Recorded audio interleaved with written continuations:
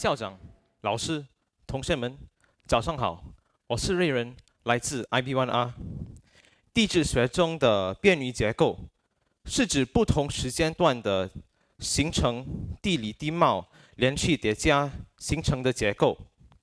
那么，在一个人的成长中，不同时间段的经历，是不是也会叠加在他身上，形成不同的层次，甚至不断重写他的自我身份认同呢？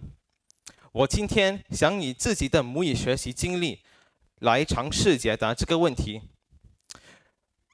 母语学习的经历在我身上形成了哪些不同的层次，又如何重写了我的身份认同？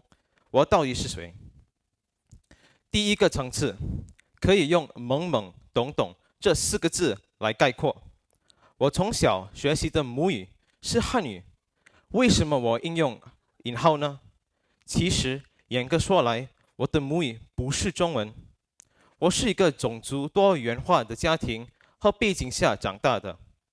我的家庭不是华族，而是欧亚裔。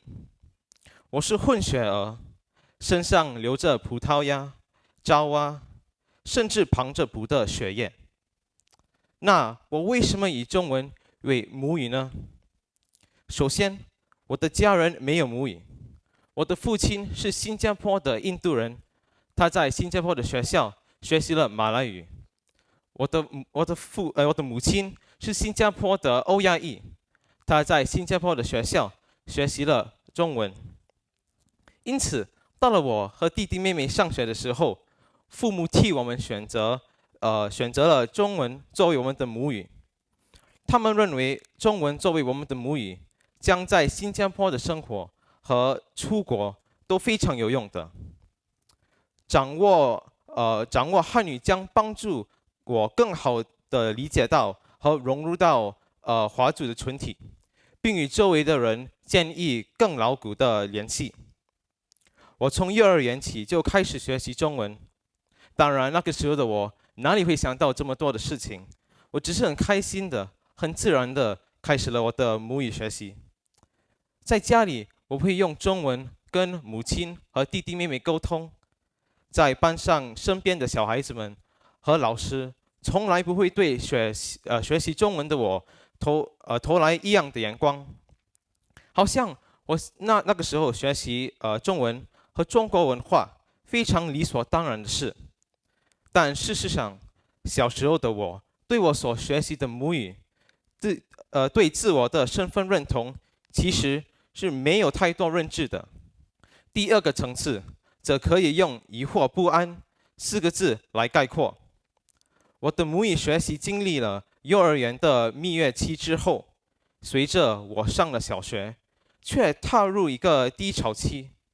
进入小学后，我很多事情开始发生变化。也许长大了，我开始对自己的母语学习有一些新的体会。我强烈感受到我在学校学习中文和在家学习中文有很明显的区别。那最明显的区别就是在学校学习中文的时候，大多数的学生都是华人，而我是一个异籍的学生。我感受自己无法融入在他们的圈子里，他们觉得我很奇怪，为什么不是一个华人，但是还要学习中文呢？他们会用中文跟别人沟通，但是一定会换成英语跟我说话。即使同个中文班的同学们也是这样对待我，我们之间的互动越来越少，他们也将我排除在学校的各种某些活动之外。我的心情越来越低落，我开始思考，我到底是谁？我为什么要学习中文？其他同学们不要用中文跟我沟通，那么我学习华语有什么用？我开始挣扎着寻找学习中文作为我的母语的真正的目的。第3个层次应该是重写信心吧。度过了我自我迷茫的小学生涯，我上了中学。那这时的我下定决心改变，我想跟学校的华族同学们打成一片，融入在他们的圈子里。我在学校努力的学习中文，以便能够很好的与老师和同学们进行沟通。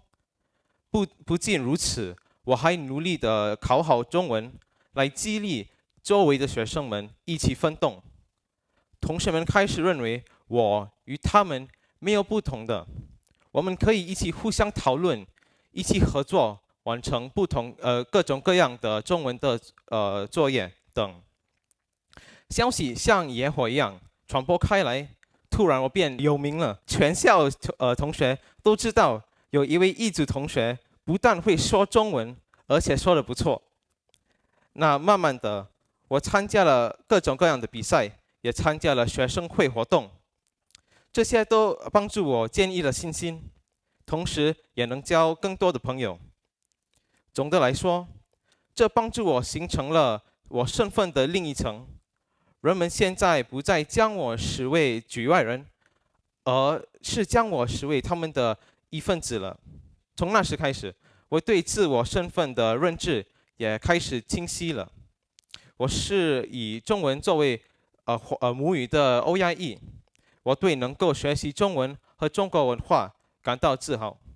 那么这种认知一直延续到现在，尤其是当我进入了华中国际学校之后，我发现身边的同学们有不同国籍、不同的种族，中文不是母语的学生也在学习中文。我再也不是少数群体，再也没有人会用奇怪的眼光看待着我学习中文。他们都以包容开放的心态接纳我，帮助我。从小中英文不但有助于双语文化，也拓宽视野。我将继续我的母语学习的过程。谢谢大家。